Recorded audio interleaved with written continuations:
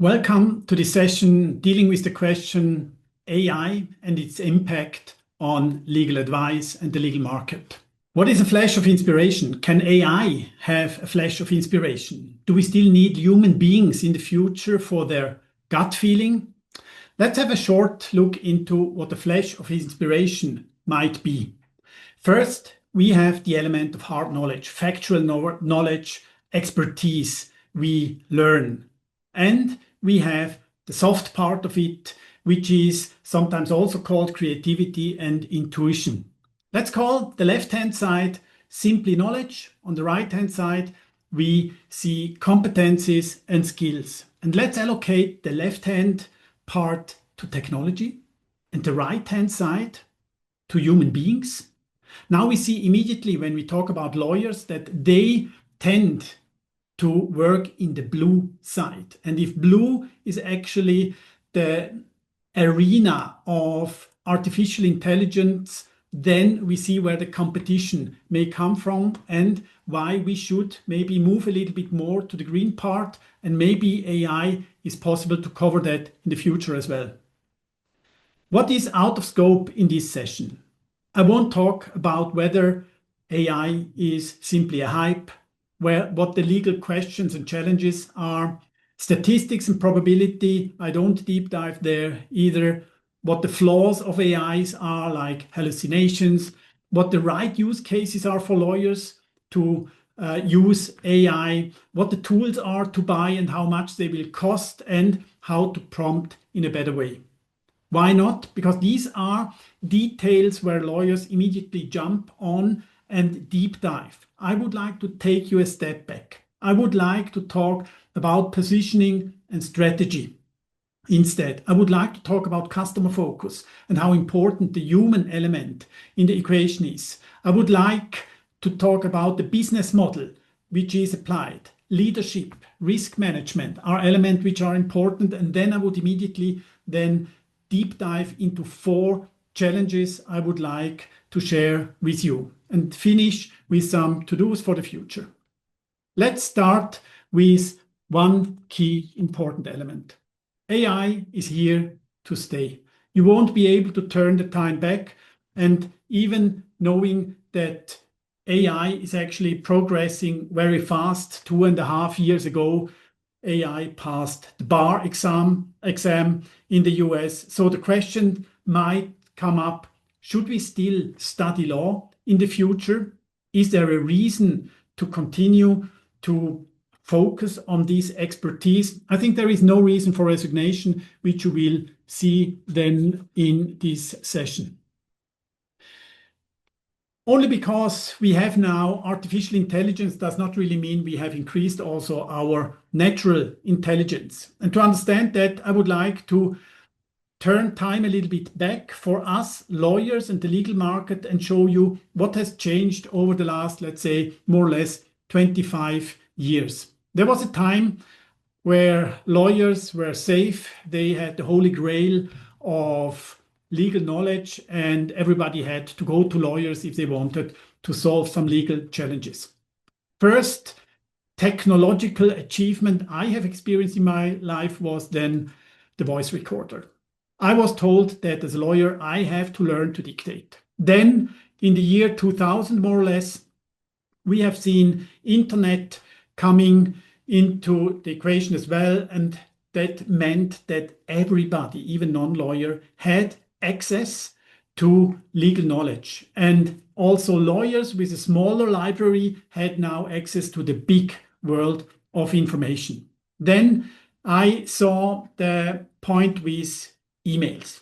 Do you recall the question when we were asked whether it's allowed to share communication with our customers and clients via email? Then came social media. Let's continue this discussion. Who is currently communicating with his or her customers over WhatsApp? Do you use that?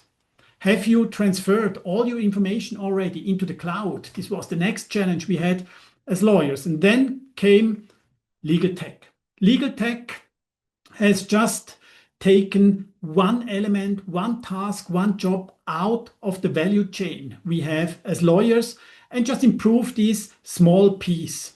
Today we talk about AI, and AI is doing something different. What AI is doing is just coming in the entire value chain. So you will face AI everywhere and not just in one single place. For the future, one question could be, can AI improve access to justice? So at least to allow this a little bit to become a big advantage for the ones who cannot afford a lawyer or go to a law firm. Now, talking about technology and lawyers, I would like to show you what the US professional code is saying to the use of technology of lawyers. Now, first of course, they say lawyers shall provide competent representation. But let's ask ourselves, what is competent? And the code continues to explain that this includes the benefits and risks associated with relevant technology. So that means lawyers are forced to use technology. You can't just say, that's nothing for me, I don't care about that. And funny enough, I found this green part also as well, which you want maybe to memorize as well. So if you are not yet familiar with AI and you have to catch up a little bit, you can't charge your clients for that. Let's move to the first element now, and let's talk about positioning. What does it mean, positioning? If you would like to buy a car tomorrow and you see this kind of selection, which one would you choose? So positioning means having a strategy to differentiate yourself in the market. If you look at websites of law firms, for example, you may notice that more or less all look the same. They become exchangeable, and this means you will have a problem with positioning. And I would like to show you the challenge with this positioning in a few minutes, a little bit later on, because it will actually become even worse in the future. Second, for me, very important is customer focus. And customer focus means always also having human beings there, because at the end, it's always human beings mandating human beings. So the human relationship you build is more important than you think. Funny enough, here as well, when you talk to lawyers and whether they might be replaced by AI, immediately they say that the human lawyer will always be there because we need lawyers and human lawyers to connect with other human beings. At the end, let's ask ourselves whether we really behave along this rule which we have. But let's turn back a little bit, what customer focus and human being means. Human in the loop. When we look at models in the fashion industry, this is AI generated advertisement. So they didn't use, that was Mango, they didn't use human beings as models here. This was done without any human being here in the loop. Nowadays, also you see this kind of advertisement of Guess in the Vogue. So that means it has become practically accepted. Now you say, what does it mean for us lawyers when this guy talks about models? Well, let's take it a step further and let's talk about mathematicians. Today, mathematicians are also challenged and questions whether they should be replaced, fully replaced by AI. And mathematicians belong to the professions which we call knowledge workers. So lawyers also belong to knowledge workers. And at the end, the question is more fair than not to ask ourselves what kind of knowledge is important for us that we can justify the existence of us. Now, next point, business model. Business model you can also explain as how do we do money? So what is the model where law firms actually generate their revenue and profits? Let's start with the good news. The good news is that we think that by using AI, you will have more work.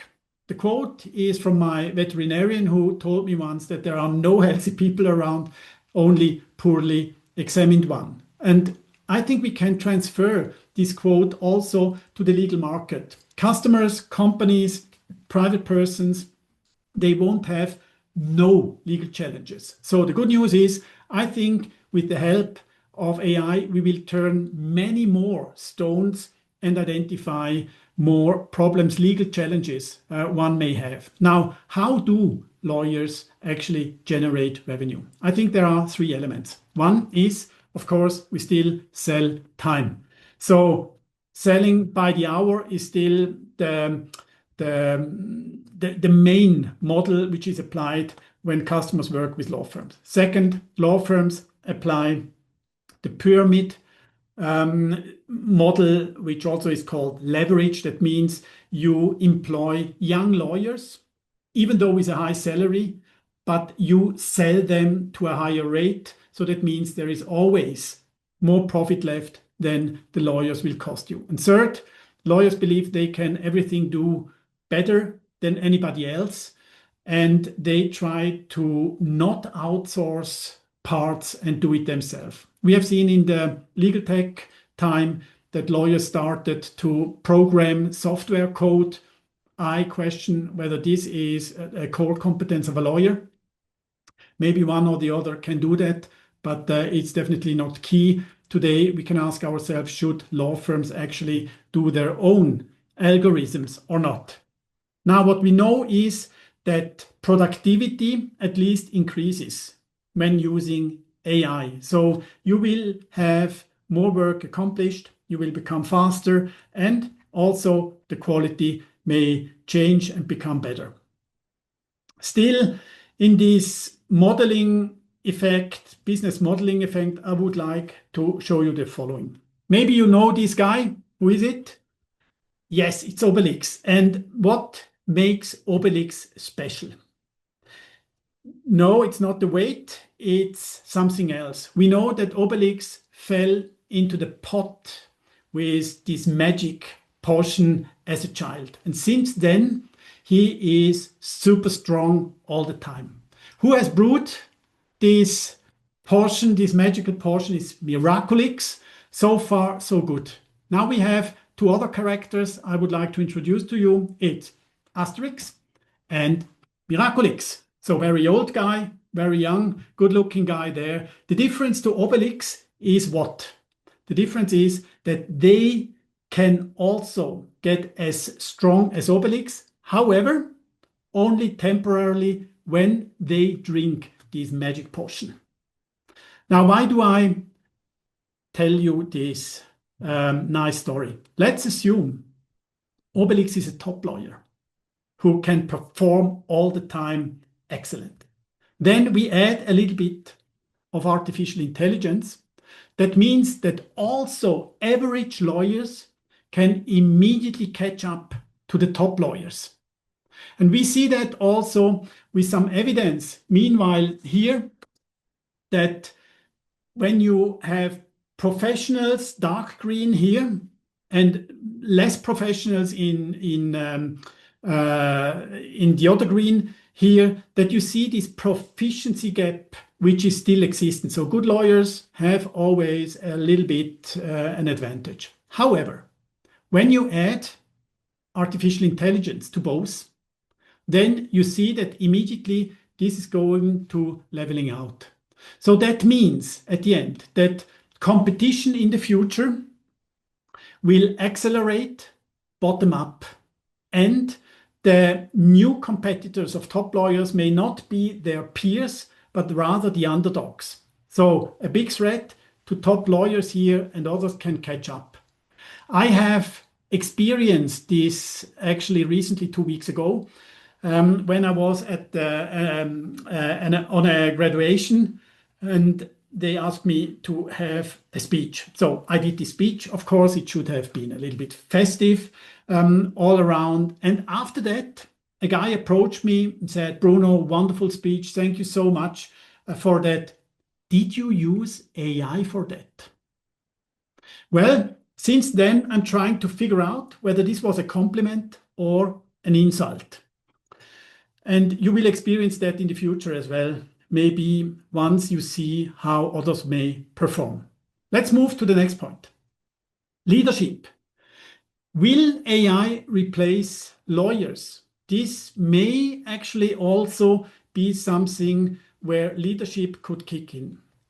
A successful lawyer needs actually to cover three parts and cover three roles. Of course, he has to be a lawyer, and they have to be careful to provide intelligent, correct advice so they may not experience a liability case. So far, so good. Unfortunately, you need a little bit more to be successful.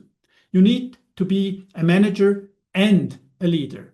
The manager focuses a little bit more on the resources, how they will be applied and used, and the leader tries to steer the entire entity or company or law firm into a direction where we start to talk about strategy and positioning as well as we did already.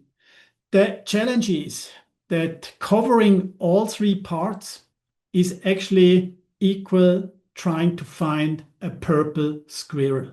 So maybe you have to consider to add some special expertise to your team to cover that.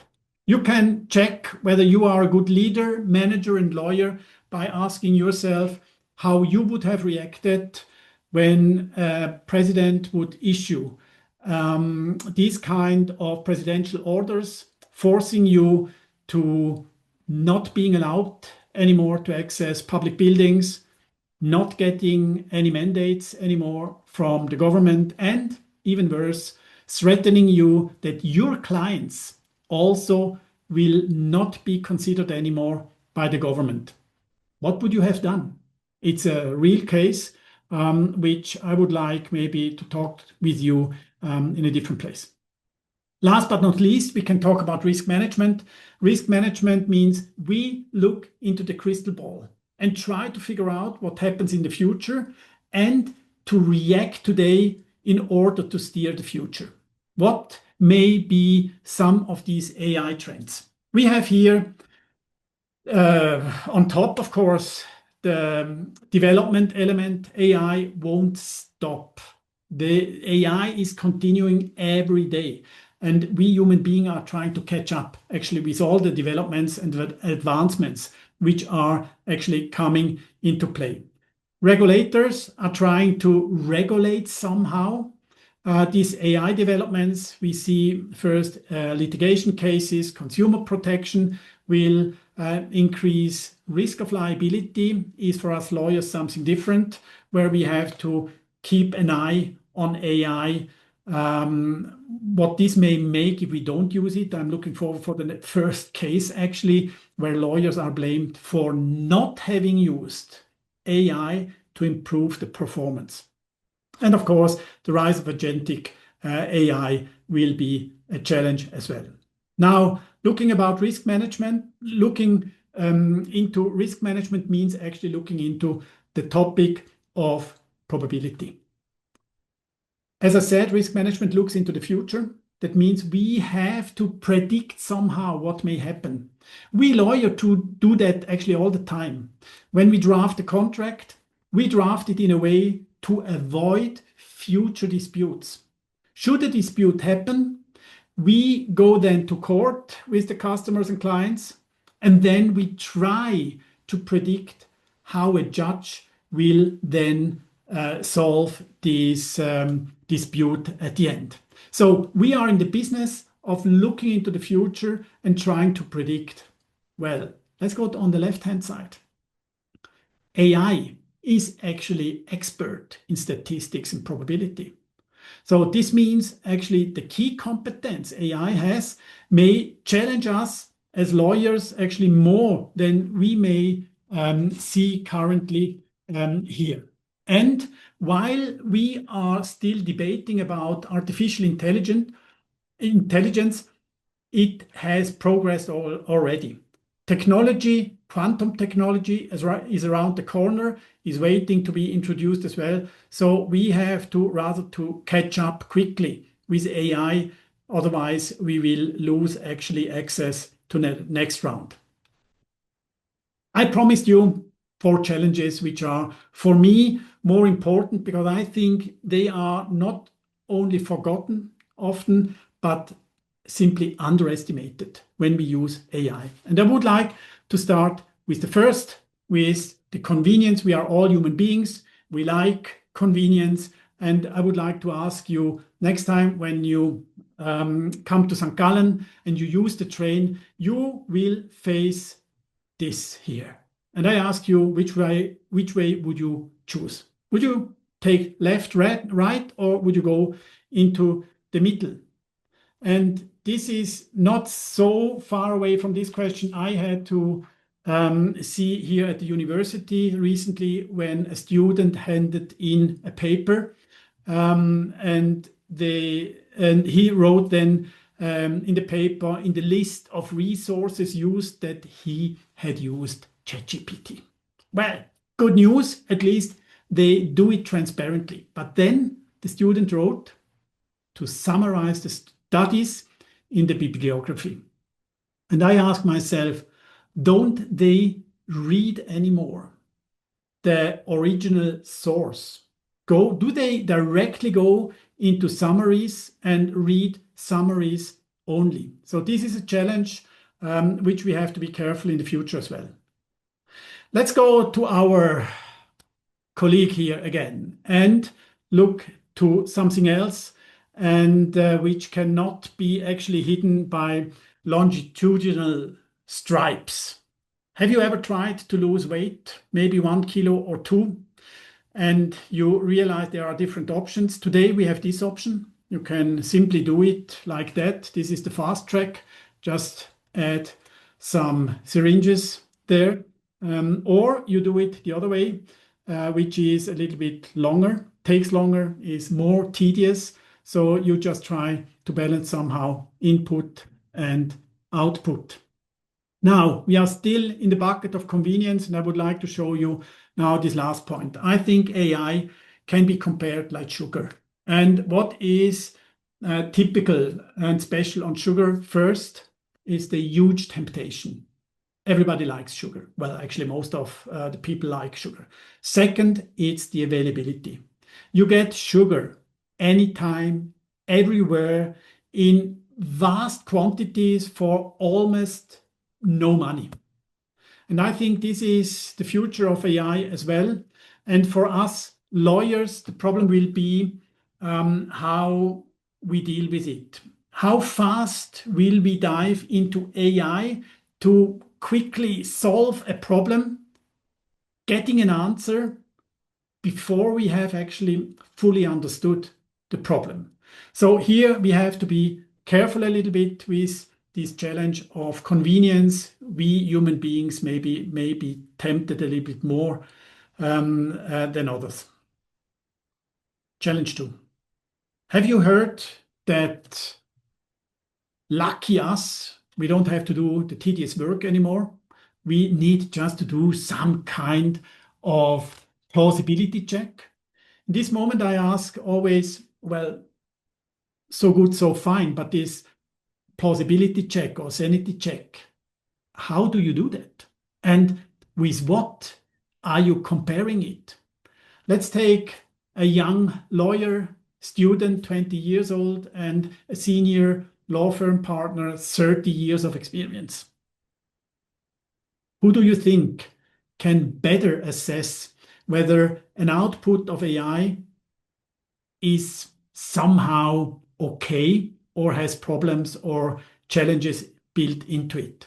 Of course, it's the senior lawyer, because they have built information into their hard disk here to being able to verify what the other side is. And no, it doesn't help to run the output of one AI through another AI and ask the second AI, could you please do the plausibility check for me? I would like to make a test with you. I don't know whether you like art, but that's not important for this test here. I ask you, is this considered a piece of art? Is a black square considered a piece of art? Would you consider this a piece of art? Well, if you answered now 3 times with yes, you are an expert. If not, I may inform you that all 3 of them are highly well-known artists, and if you go to an auction, you will have to pay a fortune if you want to buy something from them. But what I wanted to say here is actually with this test, you only see what you know and understand. So we are still in this element of plausibility check. If you have not filled your hard disk here to see whether it's art or considered art at least, you won't be able to do this plausibility check. Let's move on to the 3rd challenge. It's linked a little bit to the first 2 ones we have heard already. It deals with the question whether we have to still do this boring work at the beginning or whether we should directly go to do rocket science only. Besides the fact that rocket science can be charged to a higher rate. Have you ever played an instrument? Maybe you started with that. And then you moved up on the food chain and got this better, nicer instrument. But I'm sure you experienced along the way some suffering and you have felt like this. Why is this the case? Because we are human beings, we have to train, we fail. So when we want to go directly to rocket science and play on the big stage without having trained before, I think this will not work. By the way, this was an excellent concert. I can only recommend to do it as well and join it. So practice and training is important. You won't be able to go directly right away to world class. This is not possible. Use it or lose it.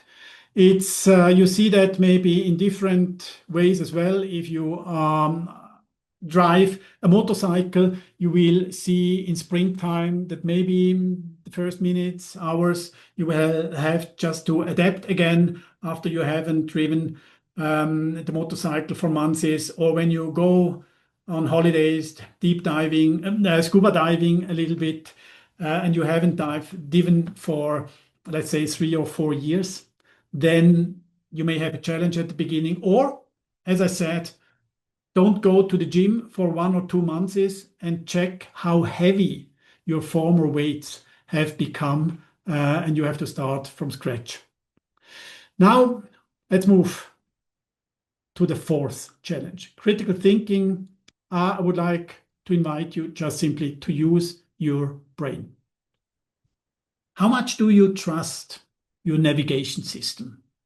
100% or less? Well, if you look at the cases we see sometimes in Hawaii, then you see something like that people trust 100% the system and then drive into the sea. I was asked before whether this applies to knowledge workers only, or if craftsmen have a challenge as well, blue-collar workers. And I would like to share with you my example I'm actually still in. This is about replacing the brakes in my car. So when I was in the garage and I asked, they told me that within 5,000 kilometers, I have to change and replace my brakes. And I have now 2 options. They said I can either replace it just now because the car is just there, or I could wait until the signal comes in the car. And then, however, I have only 500 kilometers left to drive. I chose the second option. That was 40,000 kilometers ago. Now, why do I tell you the story? Since I was the first time in the garage, I have been there another 2 times. And every time they told me, running gag, that I can drive additional 5,000 kilometers. I asked them whether they should not actually also look at the car and the brakes instead of trusting only the technology which tells them that it is 5,000 kilometers only. You see this behavior also with doctors, by the way, where we see that there is an over-reliance into technology, and I think we are not protected in law. So we lawyers, we should be careful with these temptations as well. Why? I tell you all these stories because we have these fake quotes. Maybe you have heard about that. Maybe you are suffering that in one or the other way. We have these kind of quotes and headlines which we can read. Here another one, and the difference is the time.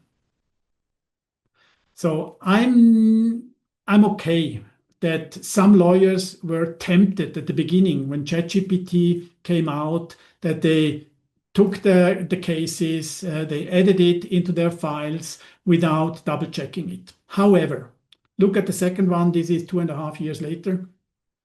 And first, so still happening. And second, it's a judge. So it's not only the lawyer, but this has actually achieved also other people who use this. And we should really be careful to use our brain, go to the sources, and not just simply trust 100% what you get. At least not yet today. This may change maybe in the future. So when we make fun about hallucinations in artificial intelligence, we should keep in mind, yes, we know that this can happen. However, there needs always a second element, which is the human, the lawyer, who really also applies this fake case. So don't do that. Make sure that the second element is valuable as well. I come to the end with some recommendations, 3 of them, and I would like to invite you first to see that. Be aware the changes in the working methods have actually started already. The value chain may also change. Analyze the impact in your business, in your company, and make sure that you see what's happening. This is actually the value chain as it was yesterday when we searched, maybe Googled also. We had to read the source. We then wrote something about what we have found, and hopefully we added some thinking, some actively thinking into it.